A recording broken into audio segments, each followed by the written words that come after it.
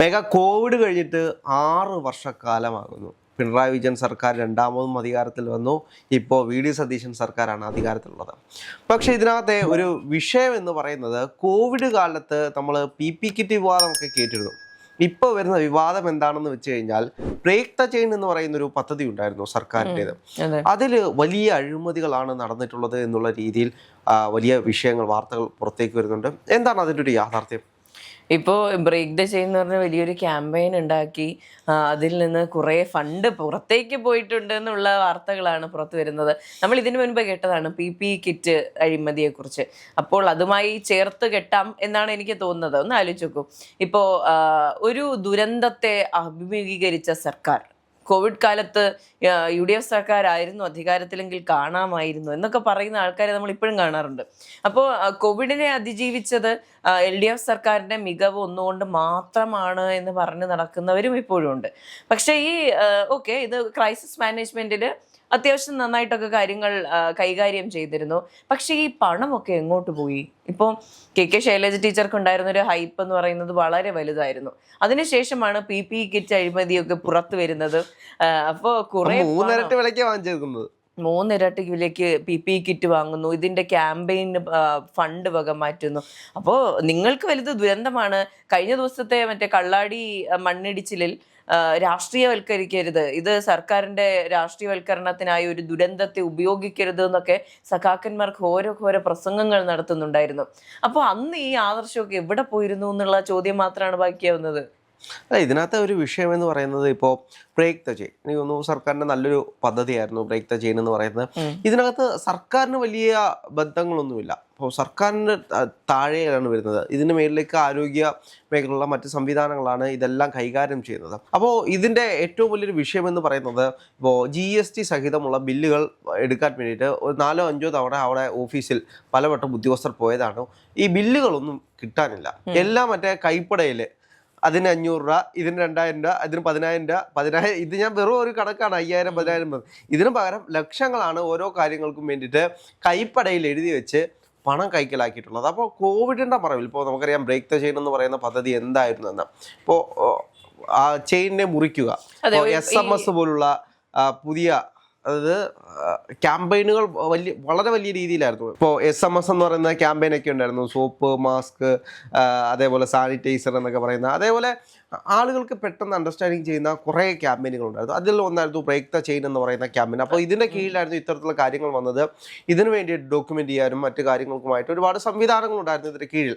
പല മേഖലയുള്ള സ്വകാര്യ കമ്പനികൾക്ക്, ഒരുപാട് കമ്പനികൾക്ക് ഇത്തരത്തിലുള്ള ഇതുമായി ബന്ധപ്പെട്ട വർക്കുകൾ കൊടുത്തിട്ടുണ്ട്. പക്ഷേ ഇതിലെ പ്രധാനപ്പെട്ട വിഷയം എന്ന് പറയുന്നത് ഇതുമായി ബന്ധപ്പെട്ട് പണം അടിച്ചു മാറ്റി എന്ന് പറയുന്ന വിവാദം വരുമ്പോഴാണ്. ഇപ്പോൾ കോവിഡിൻ്റെ മറവിൽ വലിയ രീതിയിലുള്ള ചൂഷണം നടന്നു എന്ന് ഇതിനു മുമ്പിട്ട് വി ഡി സതീശൻ പ്രതിപക്ഷ നേതാവായിരുന്ന കാലഘട്ടത്തിൽ ഏറ്റവും കൂടുതൽ വിമർശിച്ചൊരു കാര്യമാണ്. അത് കഴിഞ്ഞിട്ട് കണക്കുകൾ പുറത്തേക്ക് വന്നതാണ്. എങ്ങനെയാണ് ശൈലജ ടീച്ചറിനെ ആളുകൾ പിന്നീട് മറ്റൊരു കണ്ണിലൂടെ കാണാൻ തുടങ്ങിയത്? ഇപ്പോൾ സാമൂഹ്യ മാധ്യമങ്ങൾ എടുത്ത് നോക്കിക്കഴിഞ്ഞാൽ കോവിഡ് കളി എന്നുള്ള രീതിയിലൊക്കെ അവരെ ആക്ഷേപിക്കുന്ന രീതിയിലേക്ക് പോയത് എന്തുകൊണ്ടാണ്? അതിന്റെ പ്രധാന കാരണം എന്ന് പറഞ്ഞാൽ ആദ്യം ഉണ്ടാക്കിയെടുത്ത വിശ്വാസം എന്ന് പറയുന്നത് ചെറുതൊന്നുമല്ല. കേരളത്തെ രക്ഷിച്ചു, ഉള്ളം കയ്യിലെടുത്ത് രക്ഷിച്ച വ്യക്തി എന്നുള്ളൊരു പട്ടമായിരുന്നു KK ശൈലജ ടീച്ചർക്ക് കിട്ടിയിരുന്നത്. അതിനുശേഷം ഇതെല്ലാം ഇങ്ങനെ മേളിന്ന് ഒരൊറ്റ ചീട്ടുകൊട്ടാരം പൊളിയുന്നത് പോലെ താഴെ പൊളിഞ്ഞു വീഴുകയാണ് ചെയ്തത്. ഇപ്പൊ നമ്മൾ എന്താണ് ചിന്തിക്കുക? ഒരു ദുരന്തത്തിൽ നമ്മളെ രക്ഷിച്ചൊരാൾ നമ്മളെ പറ്റിക്കില്ല എന്നൊരു തോട്ട് സാധാരണ മനുഷ്യർക്കുണ്ടാകും. അപ്പൊ മലയാളികൾക്ക് മുഴുവൻ ആ തോട്ട് ഉണ്ടായിരുന്നു. ഒരിക്കലും ശൈലജ ടീച്ചർ അറിഞ്ഞുകൊണ്ട് ഇങ്ങനെ ഒരു സംഭവം ഉണ്ടാകില്ല, അവർക്ക് നമ്മളൊരു അമ്മ പരിവേഷം കൊടുത്തിട്ടുണ്ടായിരുന്നു. പക്ഷെ അത് എവിടെയോ പാളിപ്പോയി. ഈ പറഞ്ഞ തിരിമറികൾക്ക് കൂട്ടുനിന്നു എന്നുള്ളത് സത്യമായിട്ടുള്ള കാര്യമാണ്. ഇപ്പോൾ ഈ പറഞ്ഞ PPE കിറ്റ് അഴിമതി പോലെ തന്നെ ഈ പറഞ്ഞ ക്യാമ്പയിനുകൾക്കായി മാറ്റിവെച്ച തുക എന്ന് പറയുന്നതും ചെറുതൊന്നുമല്ല. ഇതിന് പുറത്തു കൊടുത്ത PR വർക്കിന്റെ പണം, നമ്മളൊരു വലിയ ക്രൈസിസിൽ നിൽക്കുകയാണ്. നമുക്ക് പണം ആവശ്യമായ ഒരു ഘട്ടമായിരുന്നു, നമുക്ക് മാൻ പവർ ആവശ്യമായ ഒരു ഘട്ടമായിരുന്നു. അതിൻ്റെ ഇടയ്ക്കും പണം ഈ പറഞ്ഞ തിരിമറി ചെയ്തിട്ടുണ്ടെങ്കിൽ അത് വലിയ തെറ്റാണ്. ഇപ്പോൾ ഈ കൈയിട്ട് വാരൽ സാധാരണ സമയത്ത് ചെയ്യുന്നതിനേക്കാൾ ഒരു ദുരന്ത സമയത്ത് ചെയ്യുക എന്ന് പറയുന്നത് അത് എനിക്കൊന്ന് മനുഷ്യത്വമുള്ള മനുഷ്യർക്ക് ചെയ്യാൻ കഴിയുന്ന ഒരു കാര്യമായിട്ട് ഞാൻ വിശ്വസിക്കുന്നില്ല. ഈ ബ്രേക്ക് ദ ചെയിൻ പദ്ധതിയുടെ ഉദ്യോഗസ്ഥനെതിരെ നടപടിയെടുക്കാൻ പോവുകയാണ് വി.ഡി. സതീശൻ സർക്കാർ. ഇനിയിപ്പോ ഇടതുപക്ഷ പറയാൻ പോകുന്നത്, പ്രതിപക്ഷം പറയാൻ പോകുന്നത് ഇത്രയും നല്ല പദ്ധതി നടത്തിയ ആ ഉദ്യോഗസ്ഥരെ എന്തിനാണ് നിങ്ങൾ ഇങ്ങനെ ക്രൂശിക്കുന്നത്? വേട്ടയാടുന്നത് ഇത് വേട്ടയാടലാണ്. അദ്ദേഹം മോഷ്ടിച്ചിട്ടുണ്ടെങ്കിൽ അല്ലെങ്കിൽ പണം വകമാറ്റിയിട്ടുണ്ടെങ്കിൽ അത് കോടതി തെളിയിക്കട്ടെ എന്നുള്ള രീതിയിലൊക്കെ ആയിരിക്കും. ആലോചിച്ച് നോക്കൂ, ഒരു സർക്കാർ സംവിധാനത്തിൽ നിന്നും കൃത്യമായിട്ട് കണക്കുകളും രേഖകളും ഇല്ലാതെ പണം പോയി കഴിഞ്ഞാൽ അത് ആരുടെ പണമാണ്? അത് പൊതുജനത്തിന്റെ പണമാണ്. അതുപോലെ തന്നെ ഇപ്പൊ ഈ ഒഫീഷ്യൽസ് ആണ് ഇത് ചെയ്തതെങ്കിൽ പോലും ഇതിന് കൃത്യമായ പങ്ക് സർക്കാരിനുണ്ട്. ഇത് ഓഡിറ്റ് ചെയ്യപ്പെടണ്ടേ? ഇപ്പൊ ക്രൈസിസ് കൃത്യമായി മാനേജ് ചെയ്യുക എന്ന് പറയുമ്പോൾ അതിൽ ഈ പറഞ്ഞ മരണനിരക്ക് കുറയ്ക്കുക, അല്ലെങ്കിൽ കൃത്യമായി സാധനങ്ങൾ എത്തുന്നു ഉറപ്പുവരുത്തുക, അതിനോടൊപ്പം തന്നെ ഈ ബാക്ക് എൻഡിലെ പ്രവർത്തനങ്ങളും കൃത്യമായി നടക്കണം. ഇതിനെ ക്യാമ്പയിനുകൾ നിങ്ങൾ നടത്തുന്നുണ്ടെങ്കിൽ അത് കൃത്യമായി ഓഡിറ്റ് ചെയ്യപ്പെടണം. ഇതിനകത്ത് വേറെ കുറെ കാര്യങ്ങളുണ്ട്. ഇപ്പോ മറ്റു രാജ്യത്തു നിന്ന് ഇത്തരത്തിലുള്ള സാധനങ്ങൾ വരുമ്പോൾ അതിന് വേണ്ടി കസ്റ്റംസിന് കൊടുക്കാൻ വേണ്ടിയിട്ട് ഒരു പണം മാറ്റി വെച്ചു എന്ന് പറയുന്നത് കണക്കുണ്ടാക്കുക. അതേപോലെ തന്നെ ഇത് സ്റ്റോക്കിലുണ്ട് എന്ന് പറഞ്ഞ് കാണിക്കുക, എന്നിട്ട് സ്റ്റോക്കിൽ കാണിക്കാൻ കഴിയാത്തൊരു സാഹചര്യം. അപ്പോൾ ഇത് അവിടെയും ഇവിടെയും തിരിമറി നടത്തി പല ഷോർട്ടേജുകളും വരുമ്പോൾ സർക്കാരിനെ സംബന്ധിച്ച് എന്താണ്, എല്ലാം ഓഡിറ്റ് ചെയ്യപ്പെടുന്ന ഒരു സംവിധാനമാണ് സർക്കാർ സംവിധാനം എന്ന് പറയുന്നത്. അപ്പോൾ എനിക്കൊരു മാസ്ക് തന്നാൽ പോലും ഒരാൾക്കൊരു മാസ്ക് കൊടുത്തു, അത് കൃത്യമായിട്ടുള്ള കണക്കിൽ വരുന്നൊരു സംവിധാനമാണ് സർക്കാർ സംവിധാനത്തിലൂടെ പോകുമ്പോൾ.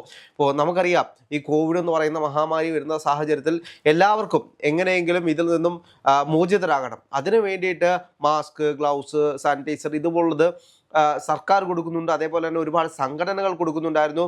അപ്പോൾ അങ്ങനെ ഒരുപാട് സർക്കാർ നല്ലൊരു PR വർക്ക് തന്നെ അതിൻ്റെ മേലിൽ സെറ്റ് ചെയ്തിട്ടുണ്ടായിരുന്നു. ഇപ്പോൾ എവിടെ നോക്കിക്കഴിഞ്ഞാലും പിണറായി വിജയൻ്റെ ഒരു പടവും സാനിറ്റൈസറും മാസ്കും വെച്ച് കഴിയുന്ന ഒരു അതിൻ്റെ ഒരു കുറേ കാര്യങ്ങൾ, നിർദ്ദേശങ്ങൾ നല്ലൊരു കാര്യം തന്നെയായിരുന്നു. മുഖ്യമന്ത്രിയുടെ പടം വരുന്നതിൽ തെറ്റൊന്നുമില്ല. പക്ഷേ ഇവിടെ എന്താണ് സംഭവിച്ചത്? മുഖ്യമന്ത്രിയുടെ പടം വെച്ച് ഇറക്കിയ ഓരോ കാര്യങ്ങൾക്കും പണം എക്സ്ട്രാ അഡീഷണൽ ആയിട്ട് കട്ടുകൊണ്ട് പോവുക, അങ്ങനെ തന്നെ വേണമെങ്കിൽ പറയാം. ഇപ്പോൾ ഈ PP കിറ്റിൻ്റെ കാര്യത്തിൽ എന്തുകൊണ്ടാണ് ഈ കാര്യം പറയുന്നത്? അത് 1500 കോടി കൊടുത്തിട്ടാണ് PP കിറ്റ് വെളിയിൽ നിന്ന് ഇറക്കിയത്. അത് യഥാർത്ഥ വിലയുടെ 3 ഇരട്ടി വില കൊടുത്തിട്ടാണ്. ആ സാഹചര്യത്തിലും അതിന്റെ പകുതി വിലയ്ക്ക് കൊടുക്കാൻ വേണ്ടിയിട്ട് ആളുകൾ ഇവിടെ ക്യൂ നിൽക്കുമായിരുന്നു. അതിൽ നിന്നുമാണ് 3 ഇരട്ടി വിലയുള്ള കമ്പനിക്ക് അത് കൊടുക്കുമ്പോഴാണ് അവിടെ പ്രശ്നമുണ്ടാകുന്നത്. എല്ലാവരും കൊടുക്കുന്നത് ഒരേ കാര്യം തന്നെയല്ലേ? അപ്പോൾ ഒരേ സാധനത്തിന് ഇപ്പോൾ KSRTCയിൽ ഇപ്പോൾ അടുത്തിടെ വന്നതുപോലെ ഇപ്പോൾ 4 ബസ് വാങ്ങിക്കഴിഞ്ഞാൽ ഒരേ ദിവസം വാങ്ങിയ 4 ബസ്സിന് 4 വിലയ്ക്കാണ് വാങ്ങിച്ചത്. ഒരേ ദിവസം ഒരേ കമ്പനിയുടെ 4 ബസ്സുകൾ വാങ്ങിയതിൽ 4 വില, അതും 1000-ഓ 2000 രൂപയുടെ വ്യത്യാസമില്ല, ലക്ഷങ്ങളുടെ വ്യത്യാസം. അതേപോലെയാണ് ഈ PP കിറ്റിലും നടന്നിട്ടുള്ളത്. അതേപോലെ തന്നെയാണ് ഇപ്പോൾ നമ്മൾ നോക്കിക്കഴിഞ്ഞാൽ ഈ ബ്രേക്ക് ദ ചെയിൻ സംവിധാനത്തിലും പലപ്പോഴും നടന്നിട്ടുള്ളത്. ഇതിൽ ഇവർ പറയുന്ന മറ്റുള്ള കാര്യം എന്ന് വെച്ച് കഴിഞ്ഞാൽ ആ കാലഘട്ടത്തിൽ കോവിഡിൻ്റെ സമയത്ത് എങ്ങനെയാണ് ബില്ല് വാങ്ങിക്കാൻ കഴിയുന്നത് എന്നുള്ള രീതിയിലേക്കാണ്. ഇപ്പോൾ ഡിജിറ്റൽ ബില്ലുകളുള്ള കാലഘട്ടത്തിലാണ് പേപ്പറിൽ എഴുതി ഇന്നതിന് 1000 രൂപ കൊടുത്തു. നമ്മൾ മറ്റേ സിനിമയിലൊക്കെ പലചരക്ക് കടയിൽ സാധനം വാങ്ങാൻ പോകുന്നത് പോലെ ഇതൊക്കെ അല്ല, മറ്റേ ഒരു സിനിമയിൽ കാണത്തില്ലേ, മുള വാങ്ങാൻ പോയി 1500 രൂപ, മുള കിട്ടിയില്ല. അടുത്ത സ്ഥലത്ത് മുള വാങ്ങാൻ പോയി, മുള കിട്ടിയില്ല, ചിലവ് ഇത്ര രൂപ. ഇതേപോലെയാണ് അവിടുത്തെ കണക്കുകളൊക്കെ. അപ്പോൾ ഇത് ഏത് കാലത്തിന് മാറുമെന്നത് വലിയൊരു ചോദ്യം തന്നെയാണ്.